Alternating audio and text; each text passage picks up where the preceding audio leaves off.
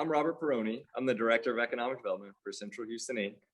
I'm responsible for the creation and implementation of strategies to accelerate the growth of Houston's innovation ecosystem and proactively advance downtown Houston as the premier global headquarter destination in the state of Texas. I also have the privilege of being an advisory board member to several different organizations, to include Generator and Mass Challenge Texas. So you're probably asking, why are we here and what are we doing? Well, in 2017, Houston had its innovation awakening. Mayor Sylvester Turner challenged the local business community to help shape the vision of our entrepreneurial ecosystem. So this led me to the most basic question of humankind. What if? I mean, it's that simple. What if we establish a vibrant, inclusive innovation hub that activates a ripple effect that challenges the status quo of human capacity? A place where cutting edge ideas can quickly be explored and future technologies can become high impact businesses, providing jobs for all Houstonians. And what if that space is built on a framework of resources to help entrepreneurs as they seamlessly navigate through the stages of startup production? Well, that vision led us to this 17,000 square foot innovation hub called the Downtown Launchpad. Rather than tell you more, I'm going to play a quick video for you that will better explain our project. Whether it's putting a man on the moon, making life-changing medical advancements, solving the world's energy challenges, or building the first dome stadium, Houston is a city that chooses to take humankind's boldest challenges head-on. Now we are pushing to transform our city into an inclusive village of innovation where entrepreneurs and startups come to explore new possibilities as part of a thriving ecosystem. Technology and innovation are powerful engines for economic growth and vitality in cities today, but they require a concentration of talented workforce, research and development, high-quality incubators, and access to venture capital. Through a number of city initiatives, a framework has been developed to enhance Houston's innovation ecosystem, connecting industry and institutional facilities within an urban innovation corridor. Anchored on the north by downtown and the south by the ION and Texas Medical Center, the Innovation Corridor is the center of a powerful social and economic convergence. In collaboration with the City of Houston and other organizations, Central Houston and Downtown Redevelopment Authority have created a vibrant innovation space that will be the center of gravity for technology and entrepreneurship. Downtown Launchpad. Located in the newly transformed Amagi on Main Building, Downtown Launchpad is uniquely positioned to help startups and entrepreneurs navigate seamlessly through the stages of startup growth and production, all in one vertical village, fostering collisions in a workspace unlike any other. The 17,000 square foot space will be anchored by globally recognized startup accelerators and incubators, creating a place for idea incubation, validating, scaling, labs, creative advancements, entrepreneur boot camps, community events, workforce development and connections to co-working and corporate partnerships. As downtown continues to become Houston's best place to live, work, and play, Downtown Launchpad will be a beacon in the fast-growing southern downtown neighborhood. Within blocks of convention, major league sports, entertainment venues, award-winning park spaces, and unequal transportation options, Downtown Launchpad is poised to leverage strategic partnerships with universities, Texas Medical Center, and the energy and business sectors by encouraging incubator and accelerator cohorts targeted at cutting-edge and future technology. Downtown Launchpad, bringing innovation to the heart of Houston.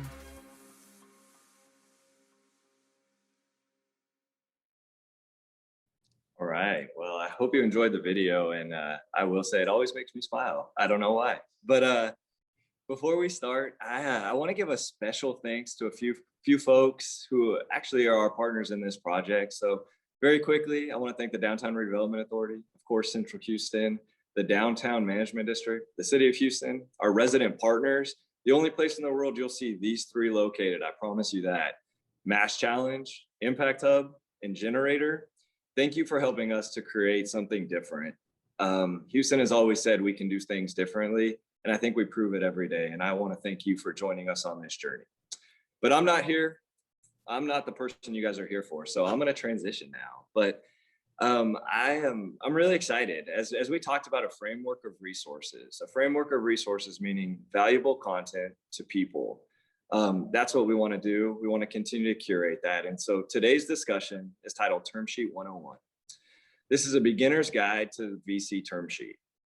This conversation will focus on demystifying the nature and purpose of key terminology and the components of a VC term sheet. But enough of me, let's get to the actual experts because it's not me. It's my privilege and honor to welcome two very special guests who I appreciate their guidance since the time I have met both of them. And we have Adam Lipman, the co-founder and managing partner at Ecliptic Capital, and Wes Watts, the partner at Gunderson Dettmer. I hope I said that right. I'll let you guys take it away. Thanks, Robert. Really happy to be here and hopefully provide some insight and value to y'all. Wes and I have at this point worked together for, I don't know, close to 10 years. So we've got a good working relationship and wanted to share a little bit about our experience on both sides of the table. Prior to being a managing partner at Ecliptic, I was actually an entrepreneur running as a chief operating officer of a digital agency, and Wes represented us then on the other side of the table. So it's kind of it's an interesting opportunity for us to share some of our accumulated knowledge and hopefully answer some of your questions too. So I'm Adam Lipman. As Robert said, I'm a co-founder and managing partner for Ecliptic Capital. And just a quick background, my background's a little bit strange. I'm a molecular biologist with an MBA, spent 13 years in big biotech. So I have, a little over a decade of corporate experience, and then jumped into the startup space and been through a couple of rapidly growing startups and one that didn't go so well. So I've got some experience on to share with you guys. But now, having been on the Ecliptic side, it gives you a little bit of a different perspective, and I hope to share that too. So Wes, you want to just do a quick intro of yourself as well? Yeah, absolutely. Thanks, Adam. And Robert, thank you. The things that are happening in Houston right now are very exciting. And this sort of initiative, bringing people together, is really what this is all about.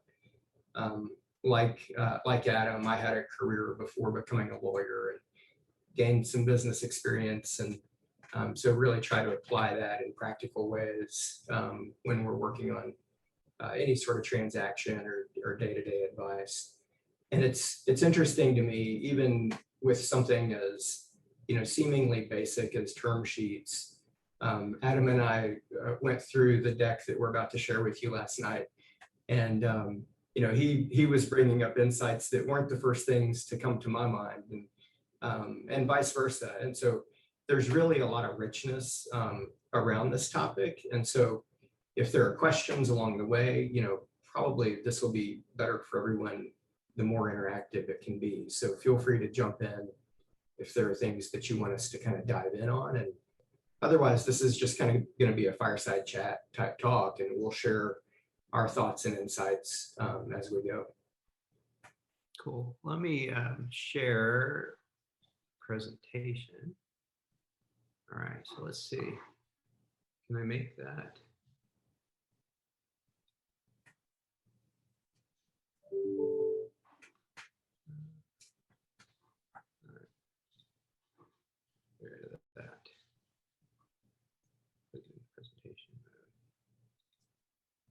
Okay. Ooh. All right. Well, I guess we're jumping right in. One of the things that I thought we'd just start with is really about what is the thing? What is a term sheet? And from my perspective, I've seen folks think of it as, I got the term sheet. I'm done. I'm there, right? And we like to think of it as the term sheet is not the end; it's sort of the beginning of the discussion. And a lot of it is really about creating a business agreement, and that one of the most important components is that it's not actually a binding contract for the most part. So Wes, I know you have some perspective on this too. Yeah, I sometimes work with people who think, do we even need a term sheet? Like this is just going to be a simple, straightforward, standard financing. So can't we just go straight to documents? And I recommend strongly against that, because term sheets are kind of an opportunity to flesh out some of the material terms of the agreements that you're going to go negotiate. And every once in a while, you do get surprises. And it's also an opportunity, if there are aspects of the deal that are really important to you, to kind of emphasize those and make sure that they're specific in the term sheet. And by the same token, you find out sometimes what's really important to the other side by seeing their comments. And then probably, from the most practical standpoint, to the extent there are multiple parties in a transaction, for example, multiple investors, being able to share a term sheet with all of those investors really creates efficiencies in the process in terms of their review of documents that come down the pipe later. And from the entrepreneur and company side, really gives you a view early on as to whether you've got people that are bought into the deal before you go get your lawyers to draft documents and start negotiating. So yeah. Oh, sorry, Wes. Yeah, no, so I think it's just kind of an opportunity to level set. And then, hopefully the terms that are agreed in the term sheet are accurately reflected in the documents. So yeah, it's just a good launching point. I agree. And the way I think about it, having sat on both sides of the table now, is that like, this is an opportunity to really get pre-agreement, so to speak. And the way I try and work with founders now on the venture side is that I like to have discussions about the care abouts. My first question is, I want to make sure that your care abouts are addressed before we get too far in this, and before we get to documenting, what are the things that are really meaningful to you. And ultimately the term sheet should be representative of that. And so far I've been really lucky, good, whatever, like to the point where when I send it across, I say, I think this accurately represents the discussions we've had in advance. And universally I've gotten back, I don't see any deviations from what we discussed. And that's kind of the goal from my perspective. Adam, I think you hit on something that's really important there. And just one more minor point here is that the term sheet kind of builds momentum to the transaction. And so having that initial meeting of the minds where you say, are we in alignment here? Does this all make sense? Is there anything we haven't talked about that we need to before we walk down the aisle together? There are sometimes things that come up in negotiations of the docs that can be emotional, can be difficult, can be complicated. And so kind of building that momentum early and beginning a process with an agreement is kind of a good way to set the tone for what's going to come later. Totally. So, I said something early, like it's not binding, and there's aspects that are and that aren't, but I think a lot of people think of it as, it looks like a contract, right? So like, what's all this about? Like, what does it mean to be non-binding here? And why am I doing it if it's non-binding? Yeah, yeah, no, totally. That's right. I mean, it's interesting because, it kind of stepping back to the last slide, it's a level set for what you're going to negotiate. So it's an agreement to agree in a lot of ways, but both sides do have some things that are kind of near and dear to their hearts. One, both sides are probably going to share confidential information about their business and about their objectives. And a term sheet typically would include, if there's not already an existing NDA in place, there would be confidentiality involved. And so that's an important aspect of a term sheet. And then exclusivity is, for an investor that's about to spend a lot of money, do a lot of diligence, there's opportunity and economic costs involved. They want to know that the parties really are going to be in this together and work in good faith to get a deal done. So having terms regarding exclusivity and non-solicitation of competing offers is vital. And then there are other things, governing law, typically that's going to be the law where the company is organized. So Delaware C Corp or Texas LLC or whatever it may be. And then the other things, expenses, it's not uncommon for an investor to have some of their expenses covered by deal proceeds. That's not always the case, but we see that a lot, and I think it's pretty customary in venture deals. And then funds, the right to conduct activities, that just covers broadly a concept. Funds look at a number of companies, and some of them are in similar industries, some of them are completely different, but funds want to be very clear that that's their business and that it's okay and that you're not going to be upset as the entrepreneur or company if they are looking at similar companies or companies in a similar space. And so we see a provision in many term sheets that is titled right to conduct activities or something similar, and that's the idea there. Well, and Wes, like one of the components of that you always see is subject to diligence, right? Like, and so I think as an entrepreneur, that clause looks like a sort of universal out, right? It's like, okay, well, like I have this term sheet and it has sort of an agreement in principle, but it has this one clause that says like, hey, it's all subject to diligence, which sort of makes sense, right? You can understand it on both sides, but that's part of why I think of it as the beginning, not the end, right?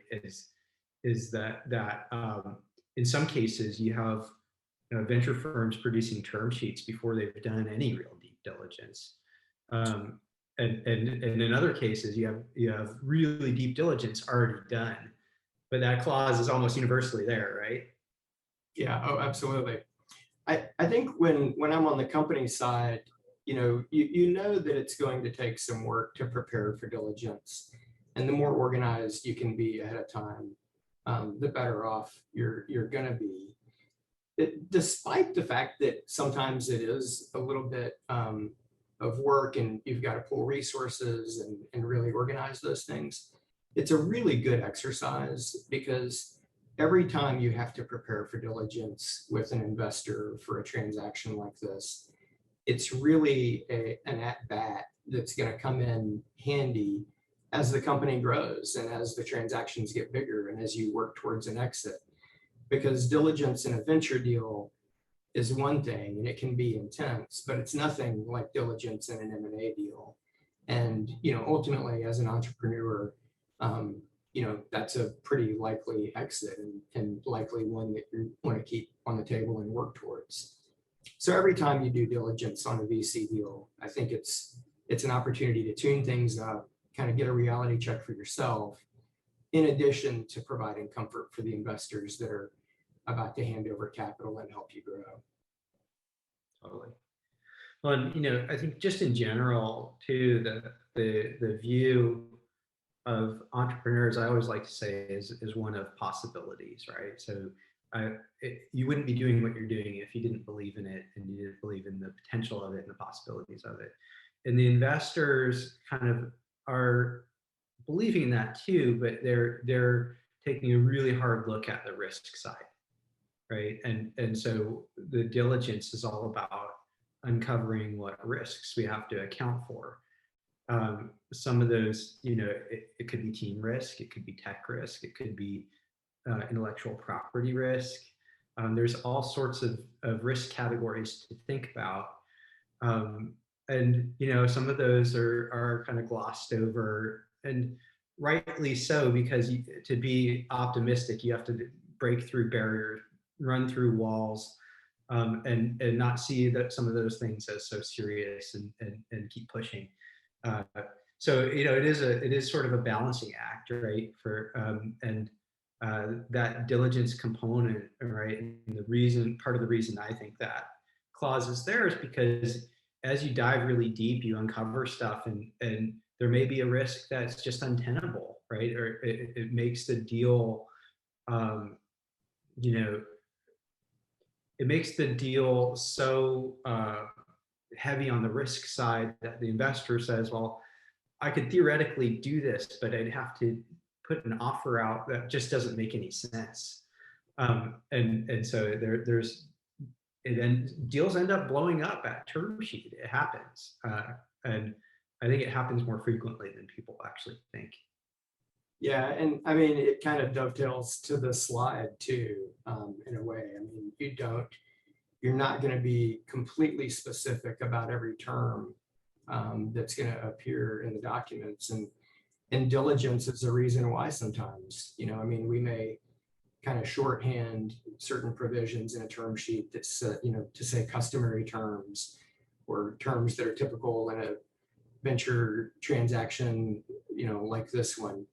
But then you get into diligence and you find out that there's an employee misclassification issue, or there's a lack of assignment of technology, or any number of different things that might come up. And so you want to dive a little bit deeper in the documents on those things and address the issues, but there may be specific, words and provisions that you include in the deal docs to kind of cover those points as well. I think the bolded note at the bottom of this sheet is kind of interesting. I think there's a push-pull on term sheets. To some extent, it's nice to get as specific as you can, but it's also nice to get an agreement in principle if everyone agrees what customary terms are, and kind of use some generalities to shortcut the term sheet process in some regards. But I have certainly seen or felt parties being intentionally vague in some situations in a term sheet to reach that agreement early on, and then get into documentation and start spending money and start doing diligence before revealing what the intent on the detailed facts are for the deal. Yeah, not cool, right? I mean, you and I had a conversation only a few weeks ago about the term sheet and this exact point, the balance between detail and keeping it brief enough but representative, right? And so the kind of customary terms, the reference to NVCA standard, right? Like that sort of stuff, that National Venture Council Association, for everybody who's not familiar with that acronym. So some standard terms, and part of it is, right, like to keep the document itself manageable. And so at this point, remember the purpose, right? We think of this as the agreement in principle. And so if you document every sort of legal clause, you're really kind of edging into the territory of the definitive docs. And you're spending extra time, extra money, extra negotiation if you haven't yet documented and kind of signed that we have agreement in principle.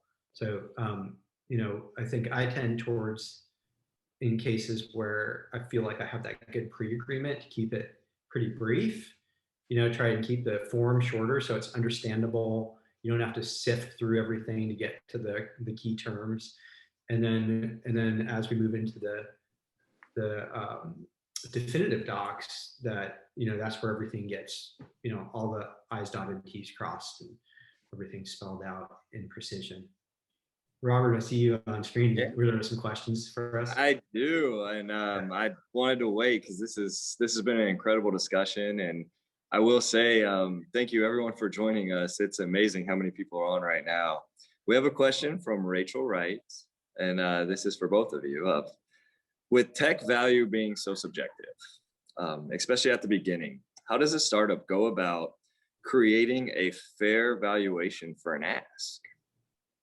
Oh God, it's a loaded question. No, this is great. I mean, this is like dead center on a lot of the discussions we have, and I think there's a lot of discomfort early on with discussing valuation methodology, especially pre-revenue. And the challenge is, right, like I've had multiple people say, what's the formula? And you know, honestly, there isn't one, right? And because if you can't go off of revenue, and you can't go, so you definitely can't go off of EBITDA. If you don't have revenue, you don't have EBITDA. So, you know, what are the metrics that you go off of to create a valuation? And, you know, some of it has to do with the idea and the moat and the team and the, right. So there's are really hard to put metrics around. And so to me, this is all about like a discussion, and you know, getting to an ask. Like, I don't think you should feel bad about putting something out there and then having a discussion about it. And that's really what it is, because, you know, it's really a notional value at the point where there's not much created there. You know, you may have a alpha product, or you're maybe even have a pilot with no revenue, right? And you're starting to prove that people are interested in what you're doing. But still, like I kind of joked, maybe it should be a multiple of the accumulated student debt, right? Like how do you put a metric on it? And so at the end of the day, it needs to be an agreed upon value in the early days.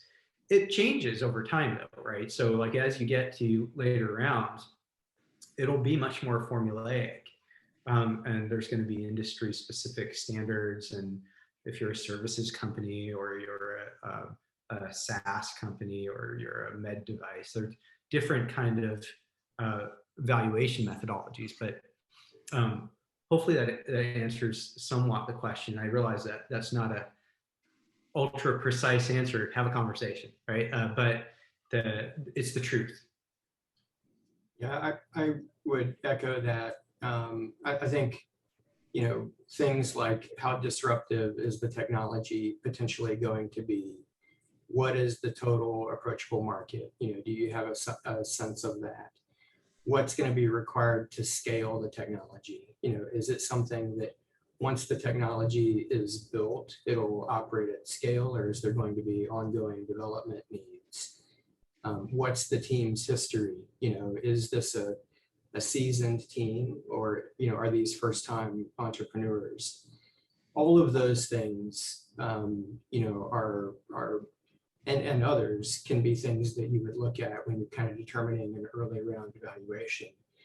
I think it also can come down to kind of back of the napkin math, in a sense of how much does the company need to raise? What's the money going to be for? Yeah. And is there a percentage ownership that the investor is you know, unwilling to invest if they're going to be below, because it just becomes uninteresting to them? You know, so for a lot of early stage investors, I think you see an expectation that, you know, 15-20% of the company is kind of the minimum size of the round, and that's not a written rule anywhere, but just generally, I think that's kind of the minimum size. So then you can triangulate from there. If the investor is willing to write a check for $3 million and they want to own 15 or 20% of the company, what's that valuation? And is the founder willing to part with that amount of the company for that amount of money? I want to kind of tee off of that for a second too, and just, this is some advice that I like to give founders, and I don't know that you'll hear it from a lot of venture capitalists, but you'll hear it from me, which is like, this is the most expensive capital you're going to get at the very early stage, right? And so what I really encourage everybody to think about is about, what are you building towards? What are the milestones that you're going to create for your business with the capital? How much capital do you need to get there? right? And certainly buffer it a little bit, because it always takes longer and costs more than you think it's going to. But you don't take more capital than you need here, because it's expensive. And focus on driving the business results that increase valuation, and then you can always, go back. The other thing is that, when we're talking term sheet, we're talking about, price ground, right? The safes and convertible notes are ways of you kicking the valuation conversation down the road a little bit, right? And trying to say, like, look, we're going to give the investor some protections with respect to cap and the discount, but the precise valuation is going to come later. And so that's another thing to think about, is you have tools available to you. The term sheet is related to pricing around, right? And so that's directly into the equity component rather than debt. So starting to get into some of the terms in the term sheet. One of the things that we spend a lot of time talking about is incentive plans, right? And this becomes a meaty topic. Getting an option plan up, and making sure that the option pool is sized well, meaning that you have, as an entrepreneur, the tools to attract and retain talent, and thinking about how you split that up is an art in and of itself. So sometimes we see solo founders, right? And they have this massive chunk of the company because, of course, they're a solo founder, and then they're trying to figure out what their option pool will be. And the investors also think of this as like, look, you're going to need people by your side to execute your vision. And it's highly likely that you're not going to want to or be able to pay them market value. And so that's a box balance, right? Like, I'm going to pay you under market value, but I'm going to give you a whole bunch of upside. And so the upside is typically on some option plan. And, oftentimes we talk about even the founders, and this is the bold part. And Wes and I have talked about this a ton, so this is a really meaty topic. But this is where it gets kind of hairy. Is some first-time founders, they've granted themselves the shares, and now they're like, well, the investor comes in and says, we need you to be on a vesting plan, and they go, wait, what? It's emotional, right? Yeah. And there's good reasons for it. I mean, like, this is all about alignment of interests, right? And investors are like, look, I'm betting on you. Yeah. If you bail, right? Like, what are we doing? And so there's a part of the vesting is like, we need it's a tool to align incentives. And I just want to open it up, Wes. Like, there's a lot to talk about here. Yeah, no.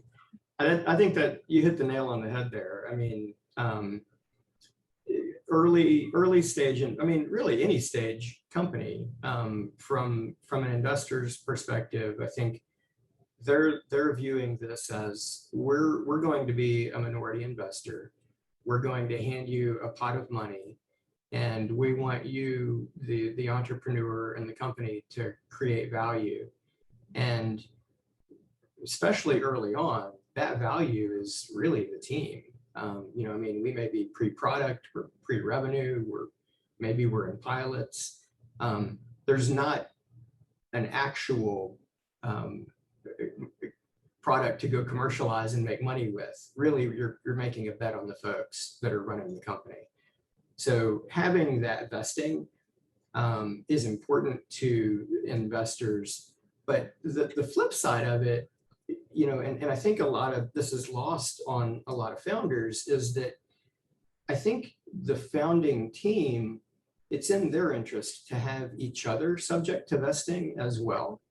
Because if you've got for example, a 4-person team, and one is loose in the socket and leaves and takes 25% of the founder equity, then that's not good for the remaining 3 founders either. So I do think, when you say this is about alignment of interest, I think that it's really an alignment of everyone's interest. And sometimes it's nice as a founder to have an investor who comes in and requires this as a condition to doing a deal, because it might help you kind of get alignment among your founders on an otherwise fairly emotional topic for some people. And it's the same way that you'll be thinking about options that you grant to go forward employees, right? I mean, you want them to have skin in the game. You wouldn't hand over equity to a brand new employee and have the risk of them just turning around and walking out the door the next day. So option grants are always subject to vesting. 4-year vesting is pretty typical. It's pretty typical for founders too, but this slide here, we say typically at least 2 years, kind of accounting for the fact that sometimes the first equity financing, it takes a while to get to that. So sometimes you get credit for time served. Yeah, and I think the concept that you raised about the co-founders and that alignment is really important. And you'd be surprised how often we've seen this, where a founder, for whatever reason, leaves, whether it's like, what got us here won't get us there, or just life changes. Because I mean, all sorts of things can happen that are unrelated to the business that require somebody to move on.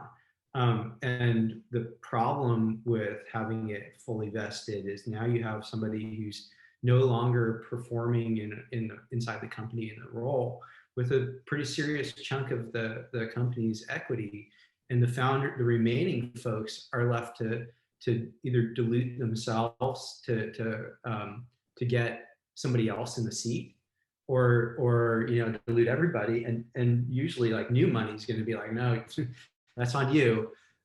So it's in your interest to have that kind of protection, so that you can make sure that you have the ammo to recruit if you need to, and to keep everybody performing. And I realize that there's a lot of trust between founders, right? Like it's a relationship thing, and you're like, I don't want to signal distrust. That's not what it's about, right? And I think the other thing, Wes, to talk about is like, if there was some amazing event, right, and they were going to exit, this vesting doesn't hurt them. And so maybe talk about that a little bit. Yeah, I think that's a good point. For founders and for really key employees in the company who come, after the company is up and going, it is not unusual, I think, to include some form of acceleration of vesting in the event of a sale of a company. So there's two primary types of acceleration that we see. One is called single trigger, and it means that when the company is sold, everything accelerates 100%. That's a little bit less common, I think, although you do see it. It's not crazy. You do see it. The other is called double trigger vesting.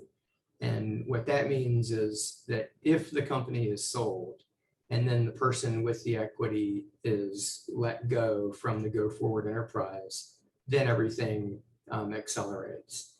And the idea there is really the buyer of your company ultimately is probably going to need you and want you to stick around post-transaction for some period of time to help with integration and other things that are going to be important to really help them create value from the acquisition.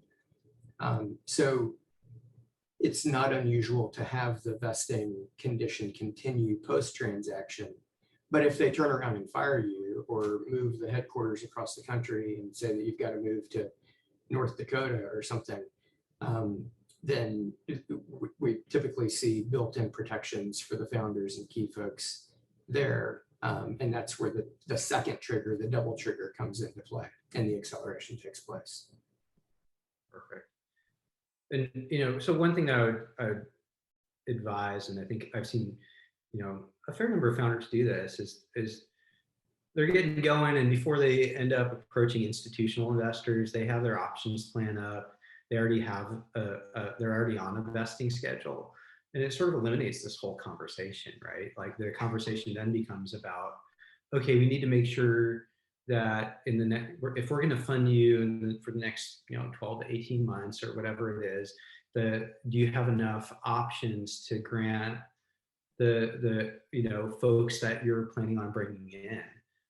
You need you to have enough pool size, and so that's something that becomes a discussion. But the other part doesn't, right? It's sort of already taken care of, and I think when you do that, you're seen as kind of being insightful, having it locked down, ready to rock, and it's a good thing. Agreed.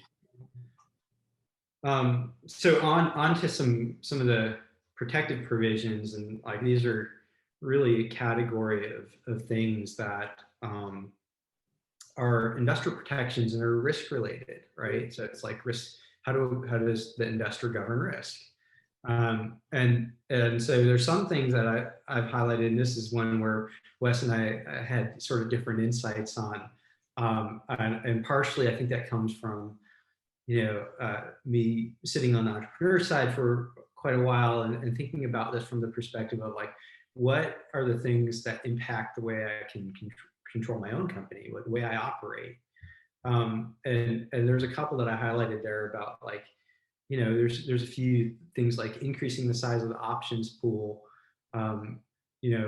protections around that, or taking on debt.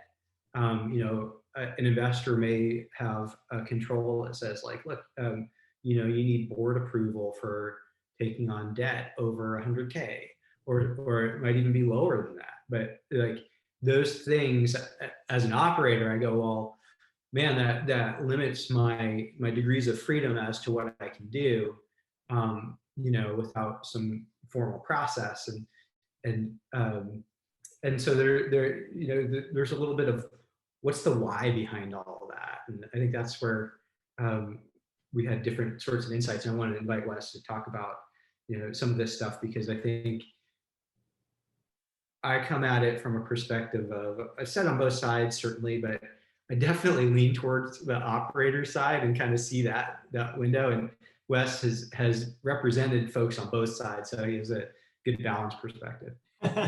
Yeah, I think that's right. I mean, there's kind of two broad strokes that I would think about protective provisions through. One is exactly what you mentioned, which is operational issues. So what are the motions that the company needs to go through to operate on a day-to-day basis? One is you're going to need to hire people. And so to do that, like Adam mentioned before, you probably are paying below market salary. So you're certainly going to be giving equity to make up for that with potential upside. And, you're going to need to grant options. And so from time to time, you're going to have to increase the size of your option pool. So I would kind of throw something like that in the operational side of the house. And from the company's perspective, you want to make operating the business as easy and seamless as possible, and have to go get no signatures or as few signatures as possible before you do something like that. From the other perspective, I'd say operational is kind of one broad stroke, and then economic is the other.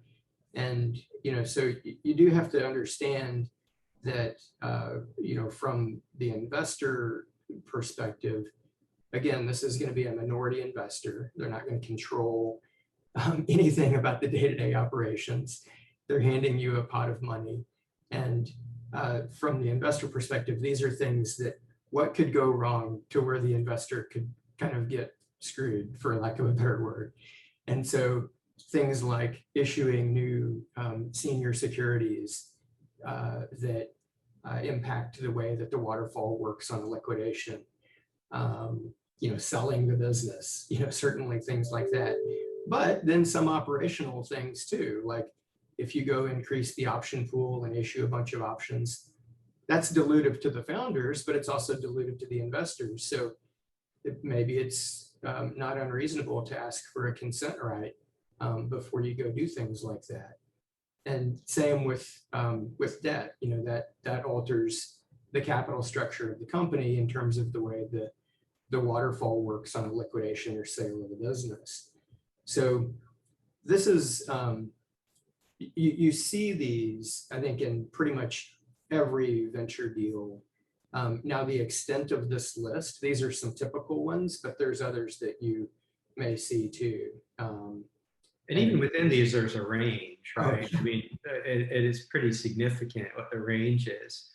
And that's, somewhat based on the perceived risk of the investors, right? So, there's other things like that aren't in this list, like material changes to the line of business, right? So like if you wanted to spin up a new line of business, there may actually be a control around that, or a control provision. So like there's, some of those are less common and some are more common, but like I think we populated this with probably the most common ones, and even within these, there's a range of possibilities, whether it's the threshold that we're talking about, or like on the debt one, I always like to see a carve out for trade debt, because that gives the operator the ability to run the business in a smoother manner without having to be herky-jerky about going and getting approvals from shareholders and whatnot. Yeah, that's exactly right. I mean, that's kind of an operational covenant, but with carve-outs for like truly operational, and kind of just narrowing that down to borrowed debt. So, it's something that would alter the capitalization of the company before you have to go get approval. So I built in a little pause for questions, and Robert, I'm not sure if there were any others that we didn't. We do. So I've got the first one, and you can't say it's subjective. No, that's not an answer. But what are the typical deliverables for a company that investors want to review during the due diligence phase? Yeah, I mean, there's kind of a long list, right? It's everything from financials to intellectual property to contracts, like if you have customer contracts, to employee contracts. There's quite a list, and maybe what we can do, Robert, is like, I don't mind sharing our checklist, and we can just give you the whole checklist. You can see everything that we request, and I think a lot of it is creating a data room and keeping it updated is a non-trivial task. But if you're in the mode, talk about looking pro. If you have a data room built and you're and you've got kind of all of the core components in there, it makes life so much easier on both sides, right? So you get requests around the edges rather than in the middle, where it's like, hey, I'm looking for something about, a specific topic, right? It might be related to a question that came up from something you already provided, rather than, usually if you're talking to institutional investors, they're pretty much all going to have some sort of checklist. And there's very broad overlap, right? It's going to be almost identical across investors. And, some will go deeper than others. I look at things like, we actually separated into a couple of different things: operational diligence, the financial diligence, and technical diligence, right? So operational diligence is looking at more like operational maturity of the organization, and like what, processes do you have in place? What systems do you have in place? And some of that stuff can tell us, how are you thinking about the growth of the business? How mature is the business now? Are they prepared for the next stage of growth? And I view that as like it's a range, and for us, we want to help the founders see around the corner. And so there's not necessarily a requirement that like we have a robust CRM implementation, right? Like you might not need that yet. You might be just fine working out of a Google sheet. But within a pretty precise time period, you'll need a better visibility to your customer touch points, and so CRM becomes really valuable. Anyways, long answer to a short question. We'll get you a checklist, and that will show you exactly what you need to provide. Yeah, I'd add one thing. A lot of times you get these checklists and they're 5 or 6 pages long on the very short side, and much longer in many cases. Don't freak out. It's not, it doesn't mean that there's an expectation that you have everything that's on that list. And in fact, many things on the list you won't have. It's, again, this is a diligence exercise. So to the extent you have them, the investor would like to see them. But if you don't, then it's, normally you just say, we don't have this, or it's not applicable to our stage of business. And then something that Adam said, I'll put a little bit of gloss on, having this data room ready to go and being organized. There's a little bit of a psychological element of this, in addition to practicality, which is the more organized you appear to be, in some cases, the less people are likely to dig. If you open a data room or a zip file or something, and it's really hard for a third party to figure out how your files are organized or what you have and what you don't have, that's going to raise more questions than going into a data room that's very cleanly laid out with folders marked along the lines that Adam mentioned. Just the reaction will be completely different. One point of emphasis that I didn't mention to you is like cap table. And so if you've already got folks on your cap table, this is like, there's some art and science to this, right? And I recommend getting a cap table management solution. It just makes it so much easier. It doesn't have to be Carta or 212, or there's a number of them out there. And they all have sort of different price points, different pluses and minuses to them. But like, it makes it so much easier for you to manage your own cap table. It makes it so much easier for the investors and your employees, right? To be able to see their grants and their vesting and all that sort of stuff. So highly recommend that if you're at a point where you've already got some equity holders. Well, that kind of leads somewhat into this next question. Do either of you have an opinion about gifting stock or options to interns instead of having a vesting schedule? Because the stock is currently worth almost zero. Well, that's a question. The first thing that comes to my mind is talking to someone who understands labor law and making sure that what you think is an intern actually is an intern. Because many, and this is a state-specific issue, many states have enacted legislation in recent years that make it very hard to have what we traditionally have thought of as interns. So you don't want to run afoul of labor laws. And speaking of diligence, that's employee misclassification is something that most investors, are going to spend some time focused on. So that's kind of step one. I think that the other thing that comes to mind for me with the question of interns is, how do you create vesting for someone who's going to be there for 3 months? Do you even bother with vesting, or do you just give it to them? And maybe that's the genesis of the question. So I guess to me, it goes to what's the business rationale? Is there value creation, that this intern is actually going to provide that's worth putting them on the cap table? And then with most option plans, because you would be giving them an option in most cases because of securities laws, are they going to be able to exercise the option? And if the shares are worth very little, then you might be talking about writing a $5 or $10 check or something. So that wouldn't necessarily be an issue. But if the company is more mature, then the intern is going to have to come out of pocket to actually acquire the equity. And if you gift it to them, there may be a way to do that, but that's going to be a taxable event for them.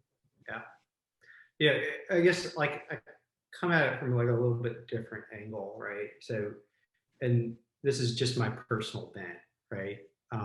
So I'll caveat it with that.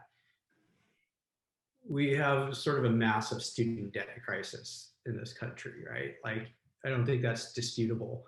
And so my belief is like, if people are seeking internships, they should be paid internships. And equity is sort of pay in the future. And, I just feel like as businesses, it's our responsibility to not add to the problem. This is very like my personal opinion. So I really, I would shy away from that personally. And I would go, it doesn't cost that much. It's not a long-term commitment. An intern usually is a couple of months. You can, you don't have to pay them like, an enormous amount, but it should be sort of not adding to the problem, in my view. Oh, thank you. Thank you for that. I love it, Adam and Wes. Last question, quick answer, hopefully, because I know I need to wrap us up on time. Yeah. And it should be an easy one. For a company in pilot stage struggling with customer acquisition, is it too soon to pitch a venture firm, or can the venture partners help with the acquisition side? So the answer to that is pretty nuanced. I mean, like the bottom line is like, there are venture firms that will engage at that stage. Ecliptic, we typically invest right at the point where first revenue, like first paid pilot even sometimes. But, a lot of firms, even at the sort of seed stage, are looking for more traction. And so if you're struggling with customer acquisition, it may be that really where you need to focus your energy is on angels, and possibly even some friends and family around. That doesn't mean you shouldn't engage. I'm just saying that you're going to need to find firms that are more amenable to that, just so you don't sink inordinate amounts of time into conversations that don't necessarily go anywhere. If you're seeking to build relationships for the future, that's a different goal, right? Because having the relationships when you finally do need to raise capital is good, right? Like, you're not starting cold. But usually, at this stage, your most precious resource is your time. And so, spending that time with firms that aren't really going to be able to add value or don't have interest in adding value until they're invested is not a great use of your time. So the answer is yes, but only in a subset of venture class. And I'd say it's on the rarer side that they'd be super willing to engage and help at that stage. Wes, would you agree with that? Yeah, I do. I definitely generally do. I think, bottom line for me is the capital from the investment going to help you solve the issue of customer acquisition? That's a good point. And, if if there's a story to be told there, then I think the conversation makes a lot of sense. Yeah. If it's something about the business model, you know, and it's not just a lack of capital, you know, or a lack of resources, then I think you're still, you need to do a little bit more work internally to kind of shore that up and figure out what the model is, so that you've got a story to tell when you go talk to the potential investors. Yeah, I mean, like seed stage investors are good and okay with helping you refine your business model. Yeah. Right. But if the business model is sort of non-functional yet, that's kind of the line of demarcation. And you know, I think for the most part, there's a lot of if the technology is valuable, the people, and you have some customers, but you're just struggling with like the pace of acquisition, that's a different problem, right? Like that's something that a lot of investors would be happy to engage on, because, you know, that's, you know, it may be a marketing thing, a positioning thing, understanding your entry point, right? You're entering too high or too low into the organization, you know, or a lead gen thing. There's all sorts of places where that particular problem can occur that investors will absolutely be willing to engage on. Totally agree. Right. Well, I think we are just over time, but I guarantee you nobody jumped off, because this has been absolutely incredible. And Adam and Wes, I can't thank you enough for joining us today and providing this value to our community. We will we do have the recording of this, and if Adam and Wes, if we can share any of the information you provide, we have a list of who's on this call, and we'll be sending an email. So we just want to thank everyone for joining us today. And Adam and Wes, I can't thank you enough for the partnership and the relationship. So thank you guys. Our pleasure. Yeah, really enjoyed it. Thanks for joining us.